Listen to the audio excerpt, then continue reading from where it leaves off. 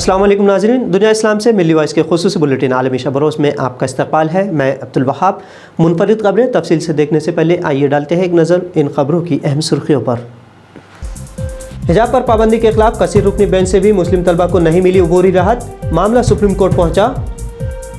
गुजरात फसादात में बरतानवी शहरियों की हलाकत पर 20 बरस बाद गुस्से का इजहार, भारतीय हाई कमीशन ने लिया नोटिस। इसराइली कॉमेडियन का दुबई के लिए तौहीश गाना अरब मालिक में वायरल, अरब हुक्मरानों की गई तजलील फिर भी तारी रही बेहिसी। फ्रांस में सदर के इंतखाबात में इस्लामोफोबिया उरूज पर, इस्लाम पर तनकीद के बहाने इख्तिदार हासिल करने सभी उम्मीदवार बेचैन। और दुनिया भर में जमहूरियत तर्ज निज़ाम है जवाल की शिकार, बरतानवी कंपनी के डेमोक्रेसी इंडेक्स में हुआ इंकशाफ।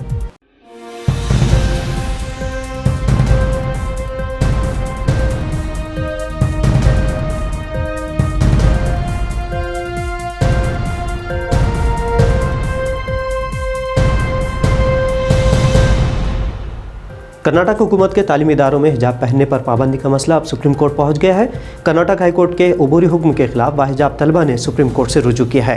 इंडिया टुडे की रिपोर्ट के मुताबिक इस मामले पर दायर ताज़ा अर्जियों को सुप्रीम कोर्ट के सामने फौरी समाअत के लिए पेश किया जाएगा।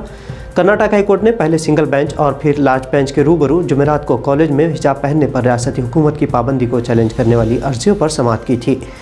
बाहिजाब लड़कियों को जुमेरात को भी फौरी तौर पर हिजाब इख्तियार करने के अहकामात नहीं मिले थे, बल्कि हाईकोर्ट ने समाअत के लिए मजीद पीर तक अदालत को मुलतवी कर दिया था और एक अबूरी हुक्म जारी करते हुए ज़ेर उल्तवा मामला बताकर तलबा को मजहबी लिबास पहनने की इजाज़त नहीं दी जा सकती कहा था।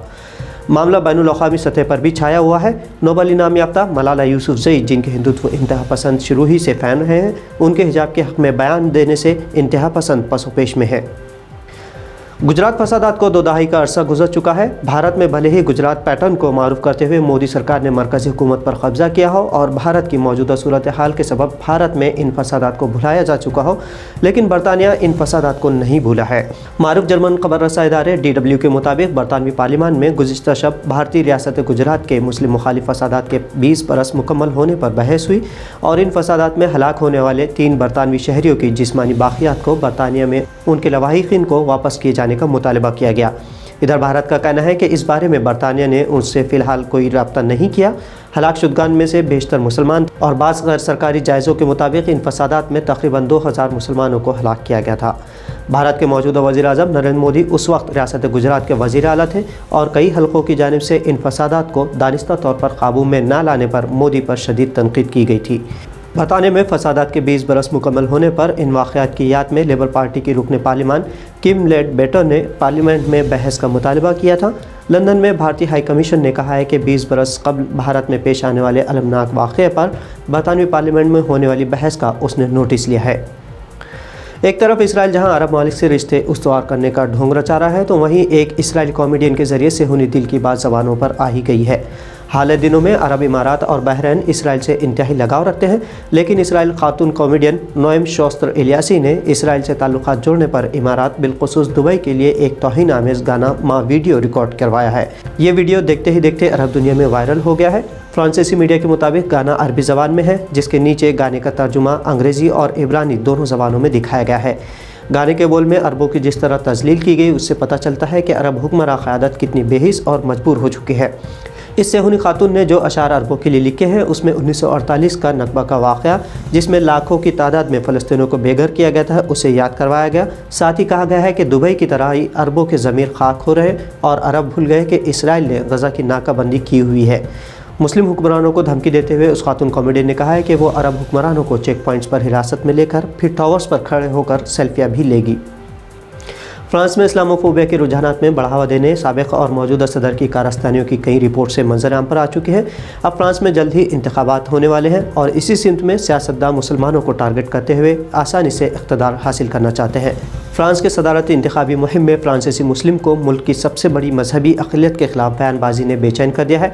नेशनल रैली यानी RN के इंतहाई दाएं बाजू की उम्मीदवार मैरिन ले पेन और ख़ास तौर पर साबिक़ मीडियाई पर्सन एरिक ज़ेमूर, जो सदर बनने की ख्वाहिश रखता है, इन दोनों ने इस्लामोफोबिया को मज़ीद हवा देनी शुरू की है, जिसकी तायीद मौजूदा सदर इमानुएल मैक्रोन के इत्तेहादी भी करते नज़र आ रहे हैं। फ्रांस में इस्लाम पर अशरों से बहस जारी है और इस मुल्क में सन 2011 से ख़वातीन के नक़ाब पर भी पाबंदी आयद कर दी गई थी।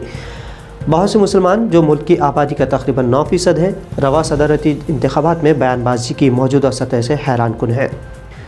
طاقت کے لحاظ سے مجموعی طور پر پوری دنیا 3 حصوں میں بٹی ہے۔ حالات حاضرہ میں خطہ عرب کو نظر انداز کر کے کوئی بھی ملک سپر پاور نہیں بن سکتا، اسی لیے چاہے وہ اسرائیل ہو یا امریکہ، چین ہو یا جرمنی، کوئی بھی عرب ملک سے اپنے تعلقات بہتر بنانے کی کوشش کرتا رہا ہے۔ گزشتہ روز امریکی صدر جو بائیڈن نے سعودی عرب کے شاہ سلمان سے رات ٹیلی فون پر بات چیت کی، جس میں عالمی سطح پر توانائی کی قیمتوں میں غیر معمولی اضافے کے تناظر میں سپلائی بڑھانے سے متعلق تبادلہ خیال کیا گیا۔ بائیڈن کے علاوہ جرمنی وزیر خارجہ اینالینا بیئربوک مشرق وسطیٰ کے دورے پر ہے۔ جرمن وزیر نے سب سے پہلے اسرائیلی وزیر اعظم نفتلی بینٹ اور صدر آئزیک ہیرزوگ سے ملاقات کی، جس کا مقصد مشرق وسطیٰ میں امن عمل کے مستقبل پر روشنی ڈالنا ہے۔ اس کے علاوہ جرمنی وزیر خارجہ آئندہ دنوں میں مغربی اردن اور رام اللہ کے فلسطینی علاقوں کے علاوہ اردن اور مصر کے دورے بھی کریں گی۔ دنیا بھر میں جمہوریت زوال کا شکار ہے اور جمہوری نظاموں میں رہنے والے انسانوں کے تناسب میں مسلسل کمی ہو رہی ہے۔ اس طرح کا انکشاف کیا ہے برطانوی تجزیہ کار کمپنی اکونومسٹ انٹیلیجنس یونٹ نے۔ کمپنی کے مطابق گزشتہ برس دنیا کی مجموعی آبادی کا 46% سے بھی کم حصہ جمہوری نظاموں میں رہا ہے، جبکہ 2020 کے ڈیموکریسی انڈیکس میں یہ تناسب 50% تھا۔ بتایا گیا ہے کہ 2010 کے بعد سے دنیا بھر میں جمہوریت کے زوال میں واضح اضافہ ہوا ہے۔ گزشتہ برس دنیا کی 1/3 سے زیادہ آبادی آمرانہ نظام حکومت والی ریاستوں میں رہ رہی تھی۔ نئے انڈیکس کے مطابق چین کا کردار خاص طور پر زیادہ منفی رہا ہے۔ نئے ڈیموکریسی انڈیکس میں شمالی کوریا، میانمار اور افغانستان سب سے نیچے ہیں۔ تو ناظرین، ملی وائس کے عالمی شب روز بلیٹن میں یہ تھی اہم بین الاقوامی خبریں۔ خبریں پسند آنے پر آپ اسے شیئر بھی کر سکتے ہیں۔